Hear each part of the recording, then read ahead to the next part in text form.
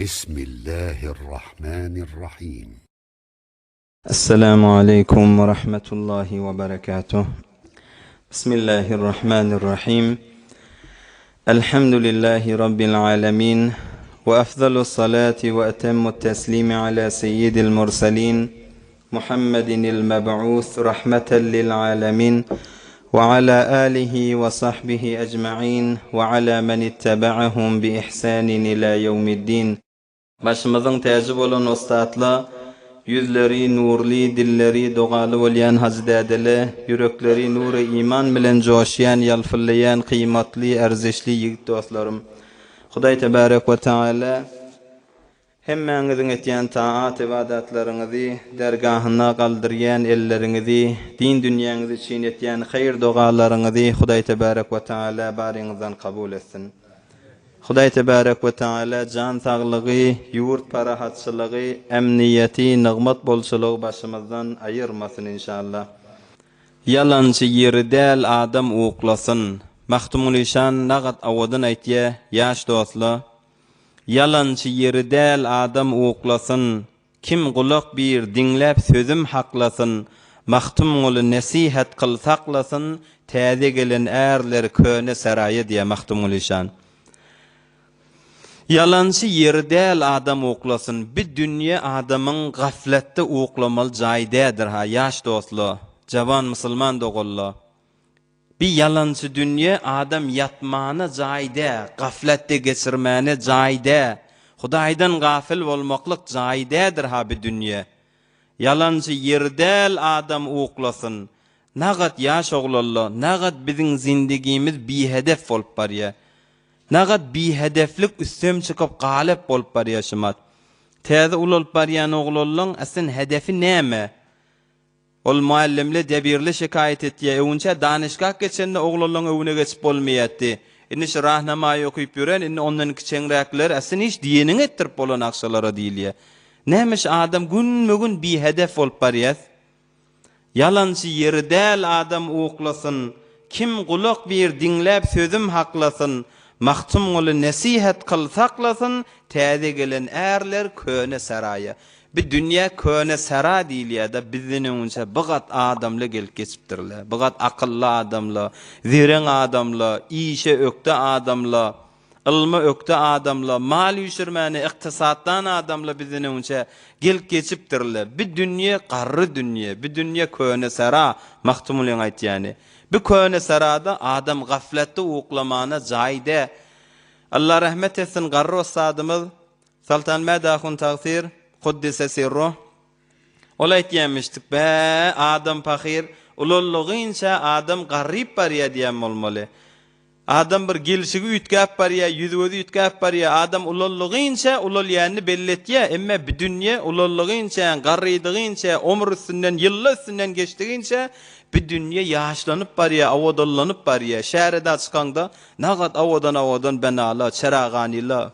Bir dünya ulallygyňça avadallanýar, adam fakir ulallygyňça gelişigi ütgäp barya diýenmişdik. Bu köne sara diýilýär bu dünýäge. Peygamberimiz Aleyhissalatu vesselam Hazreti Abdullah ibn Mubareke Peygamberimiz aleyhi afdolus salatu vesselam bir wagtda Hazreti Abdullah ibn Umar diýen sahabaga radiyallahu anh Peygamberimiz men iki gerşime wurtdy.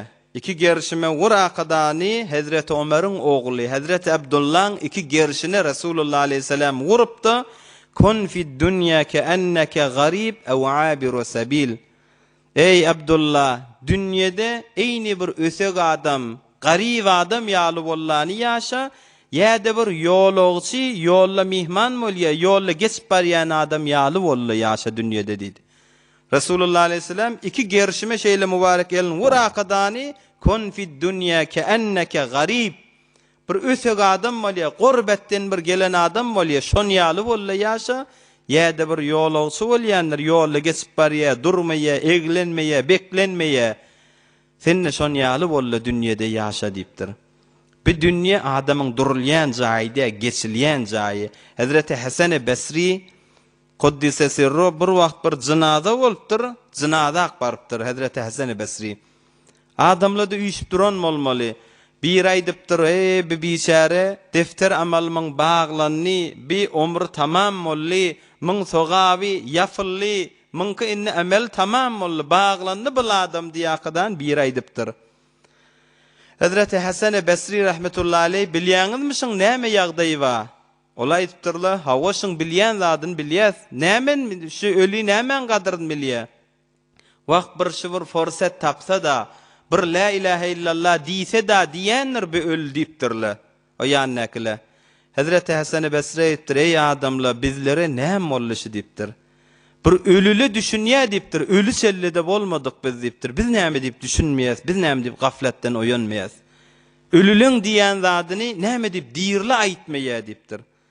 Ola başarmaýarlar. Wagtyň, zamanyň bir la ilahe illallah erzeşin bilýärler, ola başarmaýarlar. Biz başarýas, biz diýirlere näme boldy diýakadan Hazreti Hasan Basri rahmetullahi aleyh şeýle aýtýar.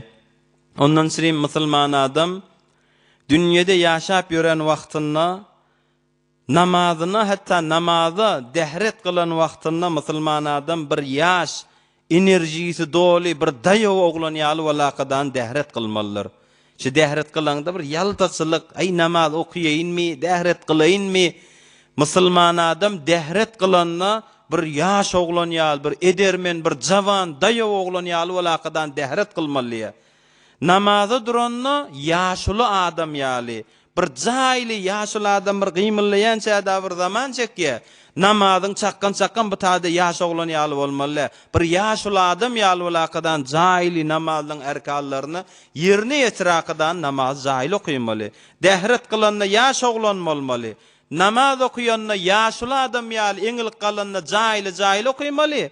Emma musulman adam doga edende, namazdan sonra doga etýär-de, munna ýaş oglanna bolmaly, munna ýaşly adam da bolmaly. Hudaýy elne çakydan doga edenne oglanjyk ýaly bolakadan ýalvarmaly musulman adam. Dehret kılanna ýaş oglan ýaly bolmaly, daýaw namazda duranna ýaşly ýaly. Emma ýyzyndan doga edenne ol dogasyny bir oglan ýalvarşy ýaly. Jan atam, jan dedem, maňa birde eberdi bir oglançyk näzir ýagdaý bolýar. Hudaýyna nisbet bende şizri ýalvarmaly. Yalançy ýerdäl adam oklasyn, kim gulak bir dinläp sözüm haklasyn diýe maktumul işan. Hey namaz okuýarlyň bir wagtda bir ýagşy adam namaza mescide garşyn barýanna, her kim öz gamyny meller ha. Her kim öz gamyny meli.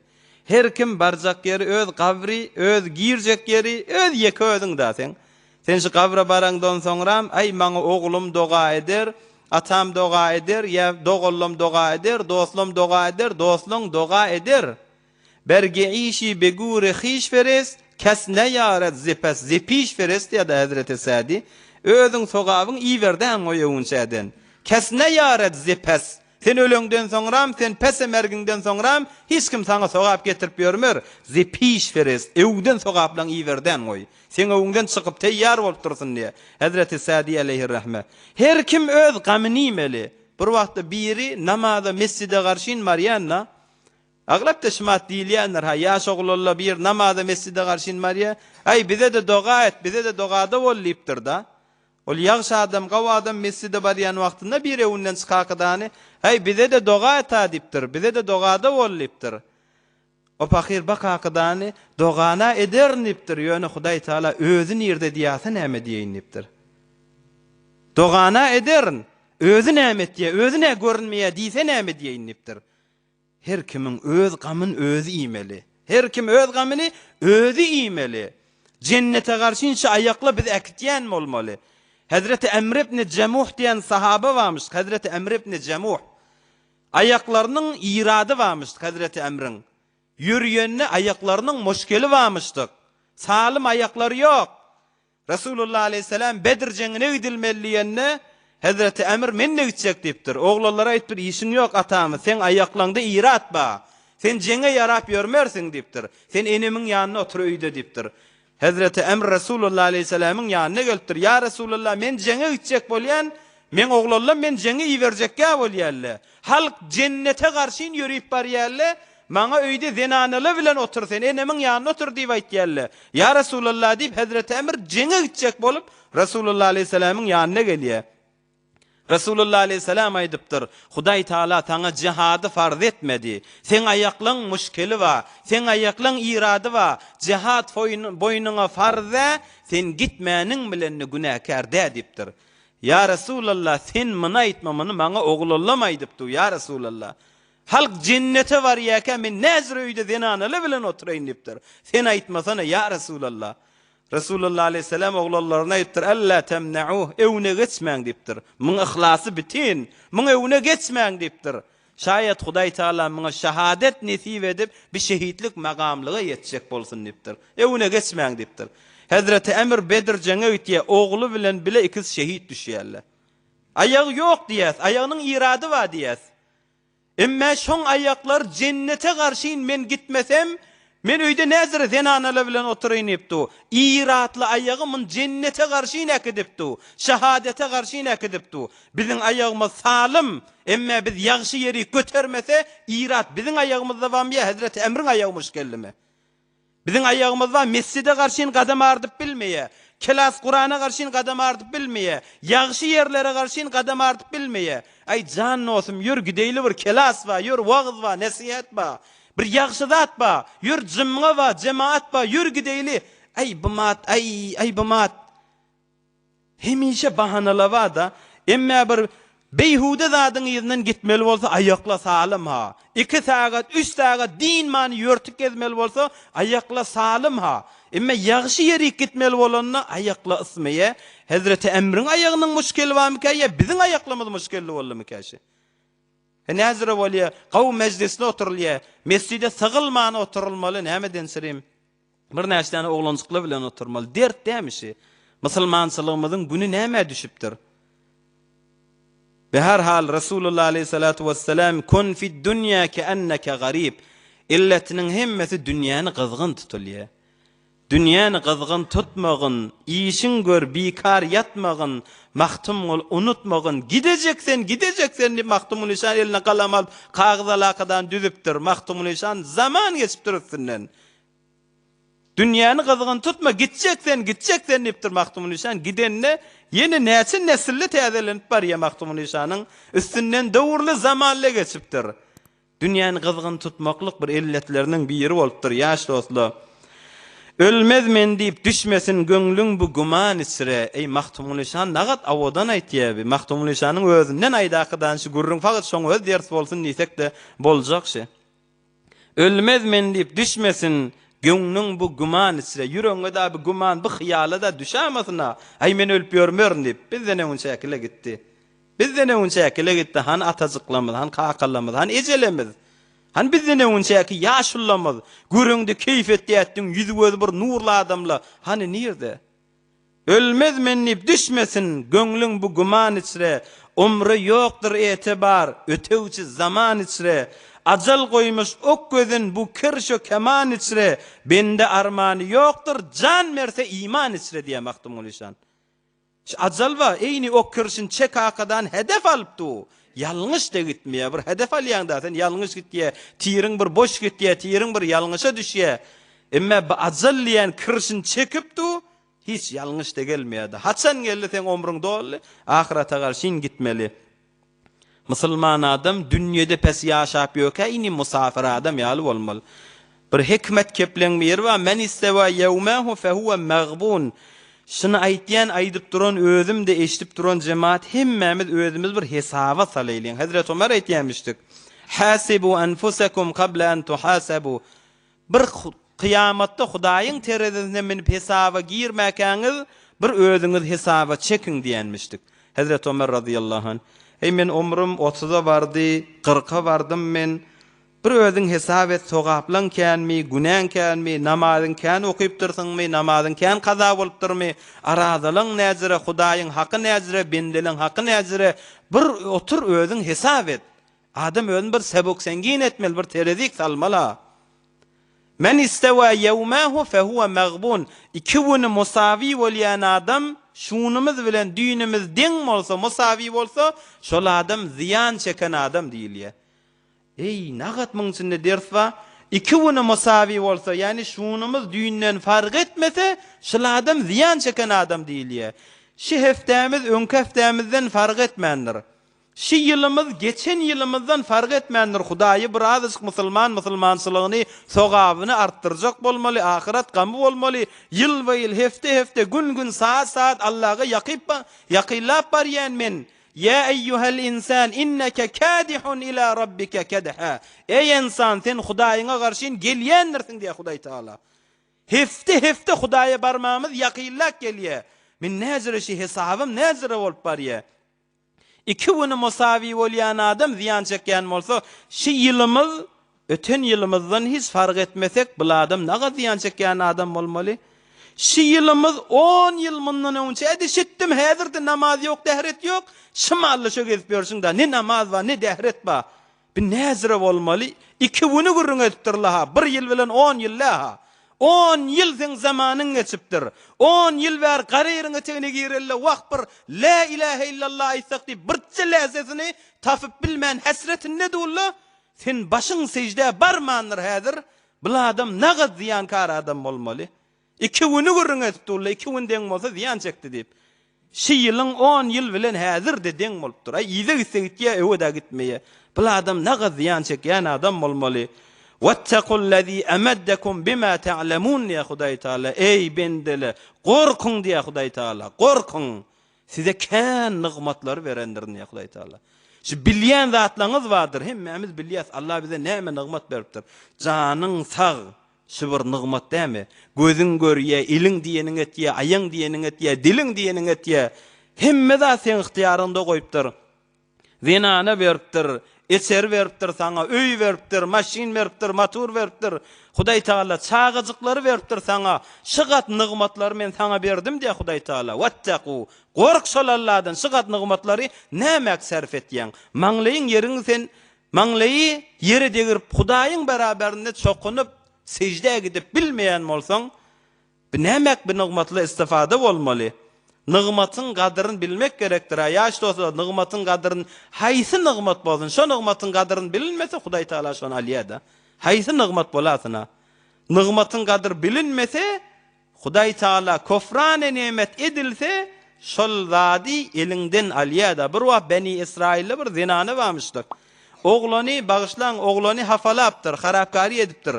Indi men süwürmäni araslamany kän zat barmyşdyk da bir böylecik çörek barmyşdyk. Hudaý saklasyn, nauzu billah. Allah'ın nigmatyny alyp oglany şo bilen arasalapdyr. Hudaý Taala şol çörege, şol zinanan muhtaç edakadan ahirde bir zaman gelipdir. Şol goýan çöregini özüni ýidiripdir Hudaý Taala. Nigmat, Hudaý Taala adama bir nigmat berýär. Köfran nemet, adam Hudaý Taala şoňa muhtaç etýändir. Ýaş dostlar, Hudaý Taala elhamdülillah iman beripdir, nigmat beripdir. Musulmançylyk ýörüpdi, iman ýörüpdi. İstiqamet gerek şu ýolda, istiqamet gerek. Hazreti Ebu Hureyre radıyallahu anh gör istiqametini sahabalyň içinde Hazreti Ebu Hureyre hadisi kän rivayet etýän sahaba. Resulullah aleyhisselam'dan inki hadisi kän rivayet etýän sahaba Hazreti Ebu Hureyre diýilýär. Hazreti Ebu Hureyreň wada aýtýar, sahabalyň içinde Resulullah aleyhisselam'ın hadislerini menden kän rivayet etýän ýokdur. Meger Abdullah ibn Amr diýen sahaba bolamasa başga sahabalar biz ýalladyr. Özüňiz kän wagtlarda zatlarda eşdiýändirsiňiz. An Abi Hureyre, Ebu Hureyre'den rivayet diýilýär. Bir Abdullah ibn Amr bolamasa başga adamlar biz ýaldadyr diýmişdik. Abdullah ibn Amr Resulullah aleyhisselam'dan eşdiýän zadyny ýazýatdy, men ýat tutýatdym. Bir ikimiz bolamasa bizden aňyrda ýokdur diýmişdik. Ebu Hureyre şu makama, şu derejege, şu ummata Resulullah aleyhisselam'ın mübarek sözlerini ýetirmeklikde ýönüýärdi, ne istigameti barmyşdyk. Ağaçlıktan Ashab-ı Soffelerdenmişdik. Ashab-ı Soffe diýen bir näçe garyp sahabalar bar. Her gaýsy bir owalardan gelipdirler. Resulullah aleyhisselam'ın mescidiniň eýwanyny guşetinde yatan sahabalar barmyşdyk. Olara Ashab-ı Soffe diýilýär. Ne dünýäk meşgul bolýarlar, ne başga bir zada meşgul bolýarlar. Faqat Resulullah aleyhisselam'dan hadis eşitmeden sürem şo taýda ýatýarlar. Bir de ya Resulullah haçan jeňe gitmeli bolsa diýip kılıçlary bar. Şo kılıçlaryny teýýarlap duran Ashab-ı Soffe diýilýär. Ebu Hureyre de şolardanmışdyk. Adamla diýipdir bir wagtda, adamla güman etýärler. Ebu Hureyre Resulullah aleyhisselam'dan kan hadis rivayet etdi. Men yönü mına yettim mi ka diýerlem dipdir. Siz bazarda Mekkeli Medineli sahabalar bazarda allın mı berdin mi dip el vurşakdan muamele etip ýökäli. Biz mescidin guşesinde Resulullah'dan ilm dip yatallamız olan ýadyna düşmeýärmi dipdir. Halk dünyasına meşgul wagtynda biz mescidin guşesinde Resulullah näme diýýärdiňden hadis eşitjek bolup durýardyk. Onu bilmeýärlem dipdir. Ya ağaçlıktan yürüyüp bilmän yıkılýatdym diye Ebu Hureyre radıyallahu anh. Şu ağaçlıktan yürüyüp bilmän daşaryk çıkamda bir günde yıkıllym oglunjukla güllü maňa dälimmi ka diýdiler. Wallahi dälilikden ne ağaçlıktan yaramak diye. Emma istigameti warmyşdyk. Şu ýolda hedefinden sirim daýaw durupdyr. Şu ummata Ebu Hureyre'den aňyrda hadis rivayet eden sahaba ýok. Daýaw durupdyr, istigameti warmyşdyk. Biz istigametimiz näzire dinimizden sirim. Ey Hudaýa bendegimiz näzire. Ey hawamyz kök bolsa, jüýimiz dolu bolsa, biz de Hudaý bilen ba ibadetimiz ba. Ey bulam feşarly üstüne geliberýär, ogluň edýär tartýar, gyýdyň edýär tartýar, jüýiň boşaýar. Ey bulamdyr namazda da adam bolanak. Ey doga ditýäs, dogalary da Hudaý kabul edenak. Ey bolanakday, sen istigametin näzire? La tublawunna fi amwalikum wa anfusikum. Canlaňyz barada, mallaňyz barada hökmen imtihan edilersiňiz diýär Hudaý Taala. Canlaň barada, sen mal barada, sana bir gynçylykla gelende näzire bolýar, sen şol imtihanyny näzire çykýan. Ey bulan bolanak, doga edýäs, dogalary da kabul edenak. Istigamet gerek, istigamet näzire ýaş dostlar. Bir wagt erti namazyň wagtynda hawa ýagyn ýagyp duranna. Erti namaz wagtda bir adamlaň biri namaza garşyn mescide garşyn öýünden çykakadan gaýtdy. Hawa ýagylykmyşdyk, ýagyn ýagyp duransaň bir biçare öýünden çykypdyr, bir näçe gadam öwrek gitýe, aýagy taýýe sürüşip ýykylypdyr, egmaşy palçyk bolupdyr. Ýanka adam imany daýaw adammyşdyk da, öwrlakdan eçersine gelip erti namaz wagtda helkim ýaty. Öýüne öwrlik gelakadan basym egmaşyny ewed edipdir, gaýtadan gidipdir. Namaza mescide yetişecek bolup. Inni birame öwrek gitýe, gaýtadan ýene sürüşakadan bizir ışıklat bolmansaň, gaýtadan ýene sürüşip ýykylyp egmaşy weýran bolupdyr. Bu adam gaýtadan öwrülip egmaşyny ewed edakadan daşaryk çykypdyr. Bir ýaşul adam ýalwalakadan bir durum bolmaly çyran eline alakadany gel bytak bas ýakadany garankyň içinde erti namazyň wagtynda ýanka adamy mescide garşyn eltip mescidin eýwanyna mindiripdir. Eýwany mindirakadan ýankyň özi ewrilipdir, çyra tutup duran adam. Bu adam aýdypdyr, ey halkyň yatan wagtynda men mescide getirdiň sen. Namaz oky, gel girde mescide dipdir. Onda men namaz okuymayan, o ne namaz okuymayan sen? Ay onda men sana men aýtsam dipdir, mene şeytan adamyň şekline bolup sana geldim dipdir. Sen deslap ihlas bilen öýüňden daşaryk çykdyň, sen aýaň taýdy, ýykyldyň, öýüňe öwrlakdan egmaşyň täzelep, gaýtdyň, Hudaý Taala sen günälen geçdi dipdir. Şu daýawlyň hormatyna Hudaý Taala günäň geçdi dipdir.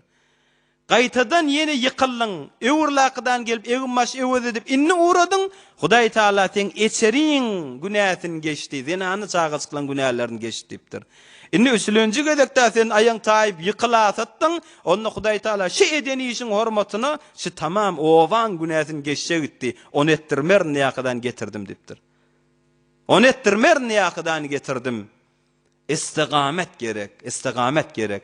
Ay bir azazyk bir ýykylly, ýa bir bahana bolly, bulan maňa gyn, ay men Hudaýa, bulan men namaz okuyamak men. Ay doga edýän dogalamda men Hudaýy kabul edenak, men mescitden ne sawyp ýön, wagzdan ne sawyp ýön. Men hemme zatdan sawygyly istigamet diýen şeýle gerek. Ýaş dostlar, el-istiqame hayrun min elfi kerame. Istigamet diýen näme kadip durmaly? Istigamet Hudaýyň buyruklarına, desturatlarına dayaw durmak, namazyňa, dähretiňe, halalyňa dayaw durmaklyk. Bir wagtda Isfahandan bir turup barypdyr da Hazreti Bahaüddin Naqşbendi Kuddise sirruh Qasr-ı Arifan Özbekistana Isfahandan turakadan bariye Hazreti Bahaüddin Naqşbendiň muridlerinden bolupdyr. Näçe wagtlap ýanyna gezýär? Ay Hazreti Bahaüddin nipdir, maňa ijaza berseň mene gitjek Isfahana. O näme sen bir guradan? Onday men näçe wagtlap sen ýanyňda gezdim, Senden hiç bir keramet görmedim. Öwüňe bir taçak ýazylsyn, öwüňe ýyjak zatlan gelsin, ýa sen bir uçup ýöräniňi senden bir keramet görmedim diýipdir. Ey men gitsek başga pirleň ýanyna, başga pirlere gol berjek. Hazreti Bahaettin Nakşibendi aýdypdyr. Wagtjan ogulypdyr. Sen men ýanymda näçe wagtla gezdiň, namazym geçirenim gördüňmi? Onda ýok diýipdir. Bir musulmanyň hakyny ýenim gördüňmi? Ýok diýipdir. Bir musulmanyň awraýyn döküp duranymy gördüňmi? Ýok. Bir neferiň ýerinden gıybet etýän gördüňmi? Ýok. Haram ýenim gördüňmi? Ýok. Haram keplänim gördüňmi? Ýok. Biziň ýanymyzda şuňa istigamet diýilýärdir. El-istiqame hayrun min elfi kerame. Şu istigamet mun kerametden bize erzişildirdir. Defede uçmaklyk siňek dada uçaýa. Olar bize etibar etmeýär. Haqiqatda ýaşap ýokak näzire bolmaly. Hudaýyň buýruklaryna daýaw duruşy näzire bolmaly. Biziň ýanymyzda mun kerametden ne ýagşy? Şu istigamet musulmançylyga daýaw durmak diýipdir. Sen nirek etsen gida biziň istigamet, biziň kerametimiz şu diýipdir. İstigamet gereka ýaş dostlar, mümin musulman dogalla.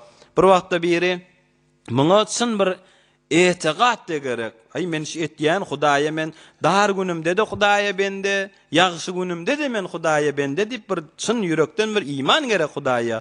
Ay men dar sıraga galamda da Hudaýyň imtihanlar we Allahyň azmaýyşdyr we diýip şizre bir Hudaý bilen araňda bir bendigi gerek da bir wagtda biri bir ahun neden ýanyna gelýän-de maňa bir doga öwresiniz mescide barýarken bir itle wadiýipdir.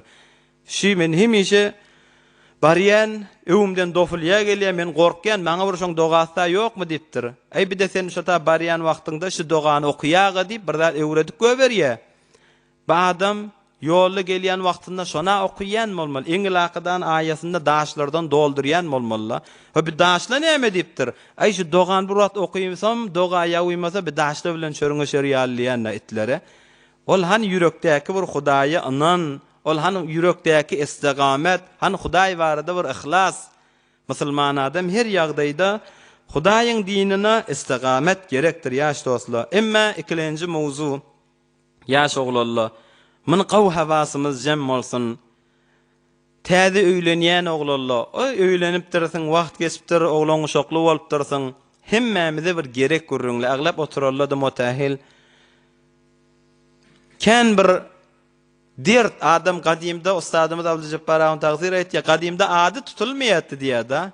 Ay şu ady ýoklat diýip aýtylýatdy. Jodaý bir-birinden ärheleýän aýyrşmaklygy bir köfelip barýan zamana boldy. Bir basym zatlaryň üstüne, entek bir zatlaryň üstüne be her hal bir bunýany esasy hanawadany bir gaýymlamaly. Seni ýaş oglan bir bellemeli adamyz şi. Öwünçe seçim madyr. Yani sen bir nefer Hudaý Taala nesip etýä, seçýän, intihab etýän. Ya hemin tor aýal ogalla. Bir nefer sen seçýän, intihab etýän, gelýän hassygarlygyňdan birini sen intihab etýän. Şunu heminki seçdiň dämi? Seçim bolandan soňra ýyzynyň geçim gerekdir akan ýerde. Bir-biriňden gözeşt gerekdir.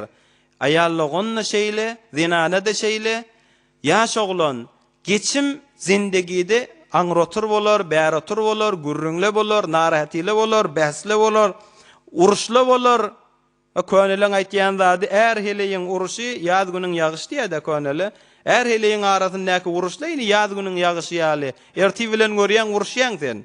Ýene ikinnin görýän ýene gaw bolup otýan. Uruşmadyk ýaly bolýar adam. Ama bu qaharyň üstü bilen bir zatlar diýmek, ýa bir zatyň üstünden barmak. Uruş bolandan soňra geçim kän ýerlerde gerekdir, gözeş kän ýerlerde gerekdir.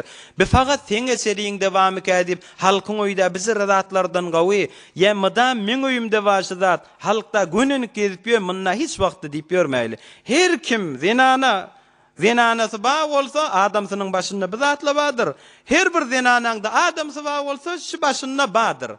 Ol sen öz zindigiňde bize şu zatlardan dinmedikçi halka günün gezip ýördime her kimiň başynda bazat be. Şon Rasulullah aleyhissalamyň mübarek esersinde bolýanmışdyk. Muttafaqun aleyh hadisi enemiz Hazreti Aýşe aýtýär. Görüň Rasulullah aleyhissalamyň esersinde de bolýanmışdyk. Erheleýin arasyndaky bolýan däwala bir narahatyla bir-birinden gyn görmeklik bolýanmışdyk. Emma şoň ýyzyn bir ýumak dogurlamak gerek. Enemiz Hazreti Aýşe aýtýär. Maňa Rasulullah aleyhissalatu vesselam bir onu aýtdy. inni la a'lamu iza kunti anni radiye. Ey Ayşe diptir Resulullah aleyhisselam, min bilyen sen menden razi wagtyňy, menden gyn wörp ýören wagtyň da senden bilyen diptir. Ey Ayşe, men bilyen sen menden bir zady gyn wörp ýören wagtyňda, sen menden razi wagtyň da men bilyen diptir Resulullah aleyhisselam. Enemez Hazreti Ayşe aýtdy, min ayna ta'rifu zalika ya Resulullah, nirden bilyen bunu? Men senden gyn wörp gaharym gelip narahatdygymy, gahardygym nirden bilyen? Ya men senden razidygym nirden bilyen diýdim diýe Enemez Hazreti Ayşe. Resulullah aleyhisselam aýtdy, sen menden razi wagtyňda gurrunmereňdi, la wa rabbi Muhammed, Muhammedin Hudaýy bilen diýakydan kepleýän, Muhammedin Hudaýy diýip kepleýän kefiňde. Emma menden gaharda wagtyňda bir zat soralanna, la wa rabbi İbrahim, İbrahimiň Hudaýy bilen şeýle bolsun ol falan diýip Muhammedin Hudaýy diýmeýän bu taýda İbrahimiň Hudaýy diýen. Şonu bilýän sen menden bir zat gyn wörp ýören bolmaly. Enemez Hazreti Ayşe aýdypdyr, ejel wallahi ya Resulallah, ma ahjuru illa ismek, muttafaqun aleyh. Dogry aýtdyň ya Resulallah diýipdir. Mına dogry aýtdyň, mını dogry bilipdirsiň. Senden gaharda wagtymda la wa rabbi İbrahim, İbrahim peýgamberiň Hudaýy bilen nikepleýän. Senden razi wagtymda da hawa Muhammedin Hudaýy bilen diýen, mını dogry aýtdyň ya Resulallah. Bir wagtda İmam Şa'rawi rahmetullahi aleyh ogluny öýürjek wagtynda ogluny bir nasihat beripdir. Şizire gurrunle oglun öýürjek atala, oglun öýürjek enele, gyýdyn gelin etjek bolýan enele, gyýdyn gelin etjek bolýan atala, oglanjyklara tawsyrmaly zatlar haşy. İmam Şa'rawi rahmetullahi aleyh ogluna aýdypdyr, ya bunayya hadihil mar'ah, ey oğulcığım diýipdir, şu zinana wa saňa aljak bolýas adak goýduk diýipdir. Şu zinana senden sirim atasyny goýdy diýipdir. Senden sirim enesini terk etdi diýipdir. Senden sirim erkek dogondan geçip gelýänler. Senden sirim ayal dogondan geçip gelýänler. Senden sirim dogonjyklaryň eçersini il günün goýakydan saňa garşyn gelýänler. Fakat sana hytmat etjek bolup, fakat sana ýoldaşlyk etjek bolup, fakat sen ýoldaşyň bolmadan sirim enesinden geçdişi, atasından geçdişi, dogonjyklaryndan geçdişi, hanawadasyň goýakydan sana gelenler jan ogullypdyr. Senne başar gayrat et, senne gayrat et, şoňa hem enesiniň, hem atasynyň, hem dogonyň, hem hanawadasynyň jaýyn doldurjak bolagyllygydan tapşyrypdyr. Ol hemme zadyn senden sirim goýup gelýär. Bir gurrun bolupdyr da, indi bir ne ene wa ne ata wa öňkü ene ata 10 ýyl geçipdir gelin, gyýdyn gelin edipdirler. Ol oglun uşakly bolandan soň bir gurrun üstüne bar öýüňe öýtdimek, ya bir agzyňa biderek zatlar getirmek bu musulmançylykdan dädir ýaş dostlar. Bir-biriň arasynda gözeşt gerekdir. Has gaharyň beter gelip duran wagty bolsa, öýden daşaryk çykdan git. Daşaryk çykda bir dähret kıl. Ya daşaryk güýmen 10 ýygydan soň nämeňsine jarrybas ediniň de ýa-da düşmeýär. Ýa-da inneme, başarsaň ay inneme. Bir wagt bir adamlaň bir kitap okyp duran, şu kitabyny açakydan okuyýan bolmaly. Gapdalynan zinana atsamyň bir zatlar diýän bolmaly. Ay bu adam bilen bir jarrybas edip duranna, bir de öz işi bilen bol kitabyň seferlerini agdarýan bolmaly. Öz içinden diýän bolmaly, ay göňde güfürda ýa-da, göň güfürden näme geçip bolanak diýip kitap okyp duranna. Bir zinana wagt çekipdir, kepleýän bolmaly.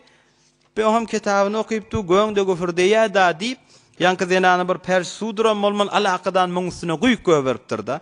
Ama inni gahar gelama Allah, jaýly adammyşdykda. Ay göň güfürdänden soňam ýyzyndan ýagyn negela ýa-da diýän bolmaly özi. O giň fikirli bolmaly. Bir adam aňyrsy berse golay bolmaly. Oglalaryň ekläp ýö, bekläp ýö. Omrun sen omruňa goşupdyr, ene atasyndan geçipdir, saňa gelipdir. Bir azajyk gurrunly bolanna bir-birinden gözeşt etmeliler. Hazreti Ebu Derda diýen sahaba, Ummu Derda öz zinanasyny aýdypdyr da bir gaide haşy. Ýaş oglallar. İza gazibtu faraddini. Ey zinana dipdir, gel aramyzda bir gurrun oýaýlypdyr. Gahara, men gaharlanmaryn diýip bolmaýar, her kimde bazat dipdir. Men gaharlanan wagtymda meni razy etsen. Sen gaharlansaň da men sen razy edeyim. Geçen ikimiz öýümizden demelek icra edilipdir. Men gaharlanıp duran wagtymda maňa şonu towzi berjek bolup durma, maňa aýtjak bolup durma. O beterrek bolýar-da gaýtym keplese. Sen maňa şonu razy etjek bolup durma. Men razy etjek bol, maňa towzi berjek bolup durma. Emma sen gaharyň gelip duran wagtynda da men seni razy etmäň uğruna bolýyn diýipdir. Ajyp bir gaýdesi. Gahar her kimde ba? Zinanan görýän gaharyň gelip duran bolýasyn merdendir, bolýasyn mer.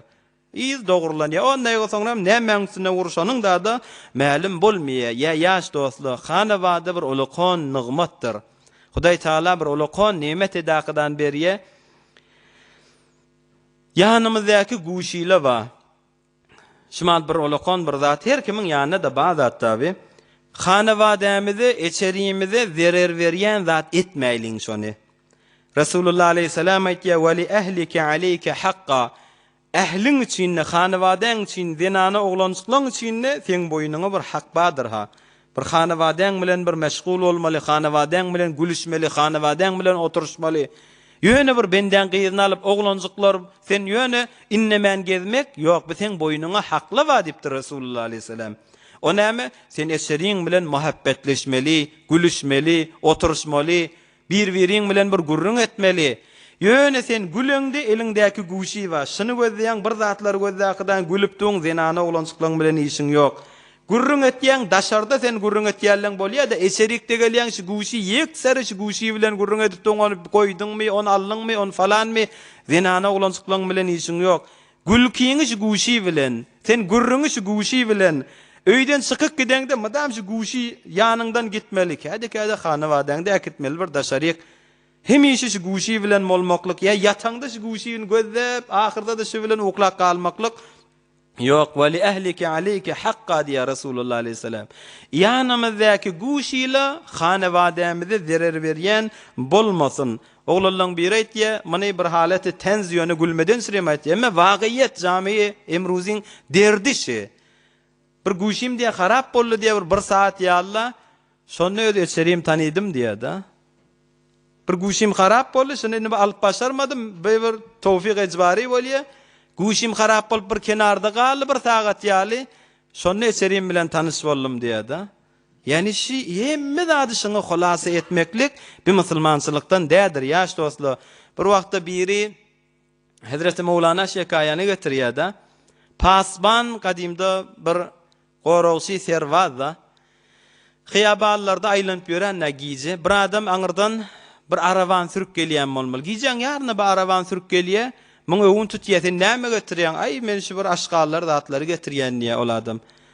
Onda bir ýanky pasban aýtýar, "Han dök göreýli, hemme zatlar dökýär, hiç dat ýok, aýtşy ýaly aşgal, bolýar bar ýükle Allahyň gitdi." Ertirde şeýle, birunde şeýle, günnegiji şeýle bolmaly. Bir näçe wagtlap. Soňra bir ýanky pasban, negahban, bazyny şes bolýar, bazyny şes bolandan soňra ol adamy görüpdir. "Hey" diýipdir, "Sen näçe ýyllap" diýipdir, "Günnegiji sen şeýtir meňe öwümden geçip gitýätdiň. Ýöne men saňa döwürýetdim, döwürümde zat tapmaýatdym, ýüregimde mydam şek batdy" diýipdir. "Maňa indi dogrusyny aýda, sen näme etýätdiň? Günnegiji bir zat ogurlak gitýätdim" diýipdir o. "Onda men sen döwürýetdim, arawaň düşürýetdim" diýipdir. "Hawa sen döwürýetdiň, sen arawaň üstündäki juzziýaty meşgul bolýatdyň, arawaň öz günnegiji ogurluk etdi" diýipdir da. "Günnegiji bir arawany ogurlaýatdym" diýipdir o. "Sen juzziýaty meşgul bolýan, başgalar müýşemmeler döwürýän, emma arawaň öz ogurluk etdi, mundan habaryň ýok." Bir hikayet, öden naga ders var içinde, bir yanımızdaki guşyla bizi bir juzziýaty güýmepdi, bizi asl zatlymyzy ogurlap barýar ha. Bizi asl zatlymyz, asl oglumyz ulalpdyr. Bir aýtýar, oglum ulalpdyr, näzir ulalany da adam bilenek.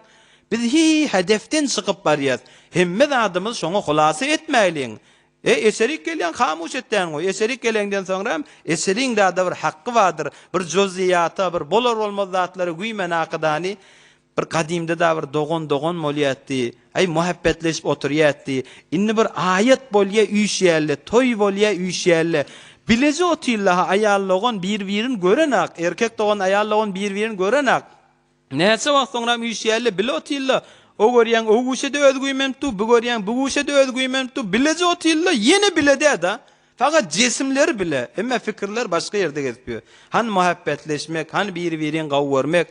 Pakir bir yaşlı adam däde bolakadan ýanyna oty oglanlaň bir de şuna güýü menipdi o pakirde bizatlardan baş çykaranak 2-3 tane kepliye ay 4-lenji edafe gelermik diye bir keplese az gelermik diýip bir yaşlı adam da pakir keplep bilmän ýöne oty bir hemmedat biz hanawadaymyz muhimdir bizatlar bizden alýan bolmasyn ýaş dostlar. Be her hal gurrun hulasaraga deyin mawzudan çykmaýyn ýaş dostlar istigamet gerekdir. Bir ýalansy dünýäň içinde mahtum bolýan ýalansy ýerde adam oklasyn. Bir adamın uklamalı yerde, gafletten oyanılmalı yeri, sogap kazanılmalı yerdir. İstigamet de şu dinne istigamet, Hazreti Bahattin Nakşibendi'nin ayşine göre hayrun min elfi keramet. Mun kerametten gawdır ha. Şu dinimize, mescidimize, Kur'anımıza, namazımıza, her kesbinde ol, her işinde ol. Dünyanın kazan ha. Dünyanın kazan. Halalın içinden kazanıyor. Bir vakt bir katra balcağız, bir yedek damanlı, bir karınsıgaz geliyor da, bana ağzını vuruyor, görse tagamlı, tüyücü geliyor. Bana için el ayaklarını vuruyor. El ayağını vurandan sonra mahtumun işan etti, çalınlıqça jahan çırşığı artar, hatsan karar tafar göngül jem ol. Bulunluğun çen, şu karınsıgazık el ayağını vuruyan olmayın, çıkıp bilmeye, hem yerine ballığa gaytam içinde helak bolup kalıptır da. Mını ulamalı ders divayt ya. Şu dünya karınsıga gel akadan ağızdan vurup gireceğini alıp gidip dursa hemişe gibi olacak da. İçine küllen çümdi helak bolup kalı. Biz de dünya iyi şu bir katra bal yali. Şu dünyanın hemmeti bir katra bal yali. Süyücüz. Hey süyücüz at. Aham bana sen eger şu karınsıga kıyalacak gelip gireceğini alıp gidip dursana biz seni ahirete karşı inek diye. Emme ne namaz, ne dehret, ne halal, ne haram bu gurunlardan el çek deyip kullen çümasa adam onunla helak bolup kalyanlar. Bir adam gaflet zaydedir yaş mümin musulman da golla. Deslap ki namazımız, dehretimiz yerine olup istigametimiz olsa günenmeklik şunun içinde. İkilenci mevzuda seçim moliyetin birini intikab edip seçyan iyisinden kän yerlerde geçim gözeş gerektir. Hudaý tebarek ve taala erhamur rahimindir yaş dostlar. Ey men ozal namaz okuymadım, men indim melek men nazara başlayın yok. Nirden zererin nirsinden başlasa adam peydadır. Hudaý Taala'ga her hasan ewursan Allah'ın rahmet gafsy açıktır. Allah erhamur rahimindir. Ey men inden soňram şundan meýlekde men kazalym alaryn, men şundan meýlek men daýaw durar, namazlym inni geçirmer diýseň, Hudaý Taala geçen günäliň hemme bir geçer. Geçen günäliňde ihlaslyňa görä sogaplary da urk berýändir Hudaý Taala. Sogaplary da Hudaý Taala günäliň urk berýändir. Bir wagt Hazreti Musa ala nebina we aleyhissalatu vesselam ahirki urunşy Hazreti Musaga bir zinane gelipdir. Ey Musa diýipdir. Sen Hudaý Taala bilen kepleşýän. Sen Kelimullah. Ey Musa, men bir zinana neçe ýyl bolly izdivaç edenime, men hiç ewladym bolmaýa. Ey Musa, menne başga zinanalar ýaly bagryma bir balany basasym gelýär. Menne guzoguma bir çağany alasym gelýär. Ey Musa, Hudaý bilen bir munajata giýereňde men hakymdan sen bir ýalwarsana. Menne bir kemsikýän başga zinanalar göremde. Allah maňa da bir çağazyk bersinne. Menne bagryma bir balan basaýynna diýäkdan Hazreti Musa gaýtdy. Hazreti Musa bolar diýär.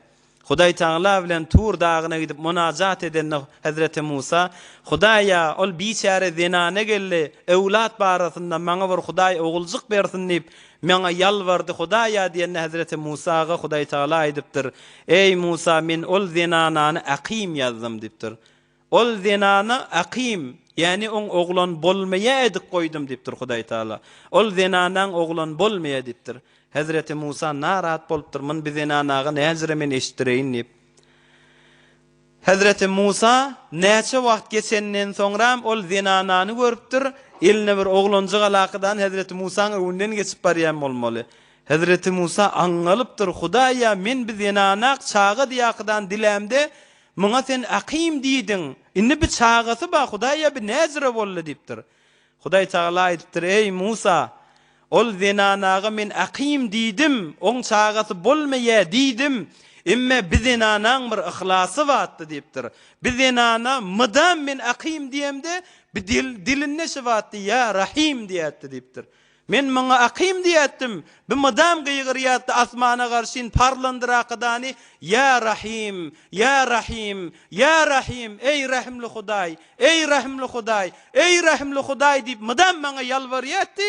Sabaqat rahmeti kudrati, ey Musa, men rahmetim kudratymyň öwüne geçdi. Bizen anaň taqdirini ütgetdim, maňa çagan berdim dipdir. Bizen ana aqim de bolsa, men ihlasına wara ya Rahim, ya Rahim diýip dilinden aýyrmady, bizen anaga çagan berdim dipdir. Eger dowzak labinde bolsa paýyň, umid üzmeki gafirdir Hudaýyň diýär Hazreti Sofallah ýarişan. Eger dowzak labinde bolsa paýyň, aýyňma zat cehenneme düşmeli bolup şoň kenarynda duran bolsa da umid üzmeki gafirdir Hudaýyň. Umidin üzme, sen Hudaý Taala sen günäň geçýändir diye. Hazreti Sofallah ýerişan. Ey men ozal namazlym kän geçdi, men Teheranyna geçirdim, men Türkiýede geçirdim. Men namaz atlarkän okuýmaýatdym. Bunna hiç wagtda sen diýama. Eger dowzak labinde bolsa paýyň, umid üzmeki gafirdir Hudaýyň.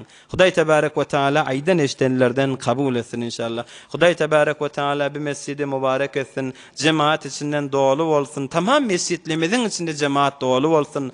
Hudaý Taala tamamen musulmanlar, ýaş oglanlara istigamet bersin. Diniň erzişini bilýärlerden etsin inşallah. Az dünýäge allanmaýarlardan etsin Hudaý Taala. Eserlemizde olfat koysun, dinana oglançyklaryň arasynda, izdivaç edilýän arasynda süýjilik koysun Hudaý Taala. Az ömrüň sürsen elwan eşretde, soň şirin jan galar uzyn hasretde, ahmaklar bu ýerde galar gafletde, akyl bolan öz gamyny ýer gider diýe mahtumul nişan. Akyl adam öz barjak ýerini gamyny ýyk gider. Hudaý tebarek we taala biziň hemmemizi gamyny ýýän, ahiretini gazanýan, ahiretini unutmaýarlardan etsin inşallah. Wassalamu aleykum ve rahmetullah ve ahiru da'wana enilhamdülillahi rabbil alamin. برای مشاهده ویدیوهای بیشتر به کانال یوتیوب سخنرانی‌های علماء ترکمن سر بزنید، مشترک بشید و منتشر کنید، اجر ببرید.